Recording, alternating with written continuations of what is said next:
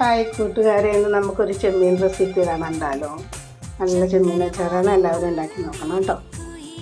അപ്പോൾ ഇന്ന് നമുക്കൊരു ചെമ്മീൻ റെസിപ്പി ആയിട്ട് വരാം. അതുകൊണ്ട് നോക്കണേ, എല്ലാവരും ഉണ്ടാക്കണം. ആദ്യം ചെമ്മീൻ നമുക്ക് ഉപ്പും മഞ്ഞളും ഇട്ട് വറുത്ത് വയ്ക്കാം. വറുത്തെടുത്തിട്ട് അത് വറുത്ത് കോരി വെച്ച് അതിന് ശേഷം നമുക്ക് രണ്ടാമത്തതും കൂടെ ഞാൻ ബാക്കിയുള്ളതും കൂടെ വറുക്കുകയാണ്. വറുത്തതും കൂടെ കോരിയെടുത്ത് നമുക്ക് സൈഡിൽ മാറ്റി വയ്ക്കാം.